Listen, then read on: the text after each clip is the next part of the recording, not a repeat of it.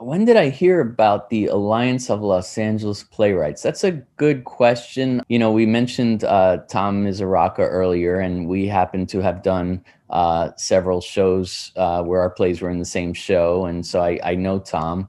But it was before he was even, he runs part of that group. But this was actually before him. I don't know actually where I first heard about it, but I had co-written a play. Again, I've co-written a couple of things, maybe two or three things. Uh, I've co-written a couple of plays. I've co-written a screenplay. I co-wrote a play with a friend of mine, and it just seemed, oh yeah, they were having a contest, a competition, a playwriting festival, basically where they were accepting a certain number of plays, and they paid for the winner. And so we wanted some money, even though it's not a lot of money, we wanted some money. So we're like, we should enter this. And so we wrote something that we thought would be really relevant for the ALAP festival.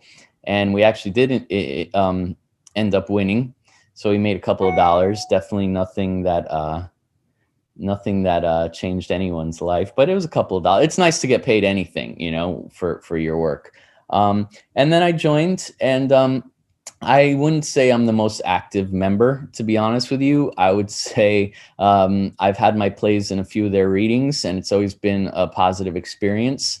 But I don't really go to their other events. So I'm kind of a peripheral member of that group. I keep up with everything online, and I watch what's going on, and I'm involved that way. But it's just the readings. That's pretty much my involvement in the ALAP. But they're a great group. They really are. They put on a lot of really good events. Why should more actors, directors, and writers get involved with the Alliance of Los Angeles Playwrights? Again, I'm not, a hardcore member. I'm more of a peripheral member, but I would say that it's a community, and I think everyone, especially, theater artists, all need a community, especially writers that spend most of their time doing their activity by themselves, because writing is not a group sport. It's an individual pursuit.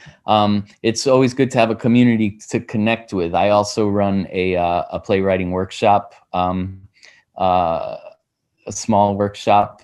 That's another community that I'm part of. But yeah, I think it opens up a lot of opportunities for meeting people, for getting new ideas, for learning about different festivals and different places where you might want to submit your work, and and just mingling with other theater artists.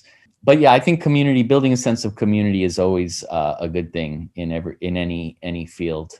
And I think ALAP has been around a long time, and I think they have a really wide membership. And I think if you're looking for a community, they're a good option. So what I enjoy about the ALAP festivals is, there's a sense of camaraderie. All the playwrights, first of all, they also highlight different voices. I know that they're very proactive in promoting marginalized voices or less heard voices, or however you'd like to put it. And I respect that.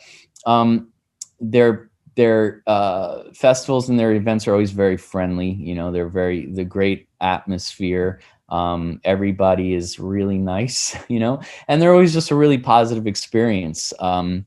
It feels like I was mentioning before, the camaraderie. It feels like there's a lot of camaraderie among that group, and a lot of different ages. You have really youngish writers, I guess. There's not that many young. Youth is not necessarily well represented, I think, in LA theater, or at least younger.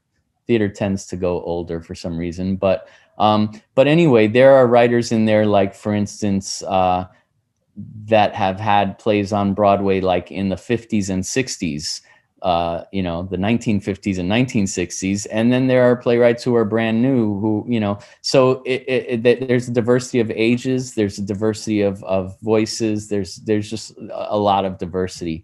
And I think that's one of the selling points that ALAP really has going for it.